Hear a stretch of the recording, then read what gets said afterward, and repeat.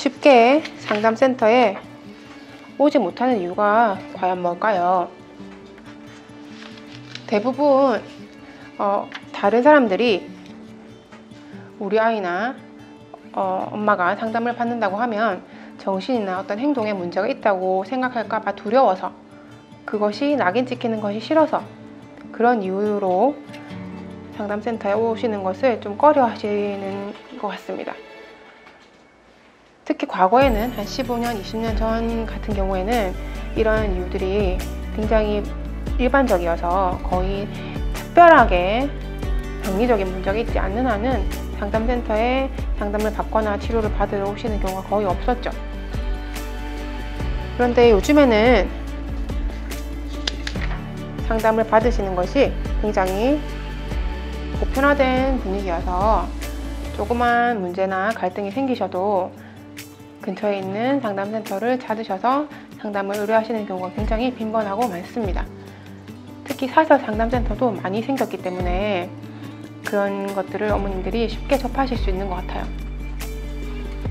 그래서 현재는 상담을 받는 것이 많이 보편화된 분위기가 되었습니다.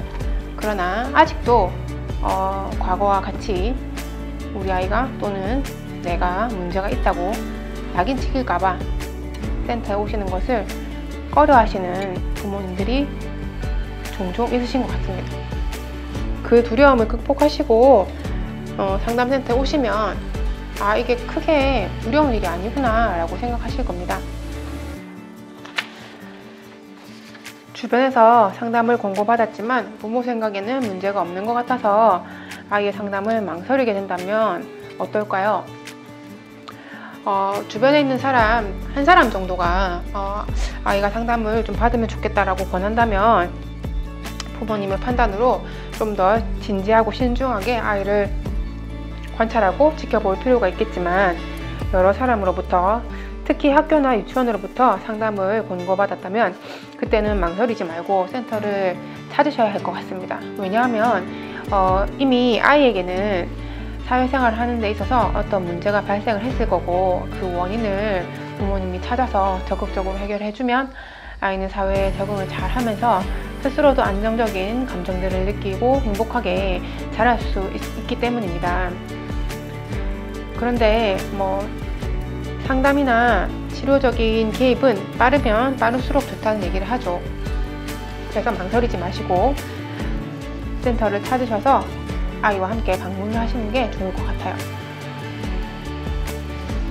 현재 부모가 느끼는 개인적인 감정이나 걱정 또는 부모의 아니란 생각으로 상담을 받는 시기를 놓친다면 아이의 인생에서 중요한 시기를 놓치는 것이 될 수도 있습니다. 부모가 느끼는 개인적인 걱정이나 또는 우려 같은 것들은 보통은 부모님들이 이렇게 생각을 하시는 경우가 있는 것 같아요. 애들이 다 그렇다, 또 크면 나아진다, 또는 나 어릴 때도 쟤처럼 그랬다, 근데 나 잘 살고 있지 않냐, 이런 식으로 생각을 하시거나, 아니면 만약에 소문이 나면 우리 아이를 이상하게 생각할 것 같다, 아이가 정신이 이상하다고 낙인 찍히지 않을까 라는 걱정들을 하시는 경우가 있는 것 같습니다.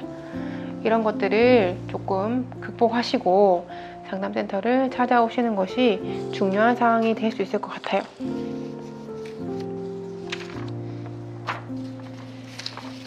심리상담은 아이의 현재 상태와 부모 양육 태도를 점검해보고 아이가 잘 성장할 수 있도록 도움을 주는 것입니다.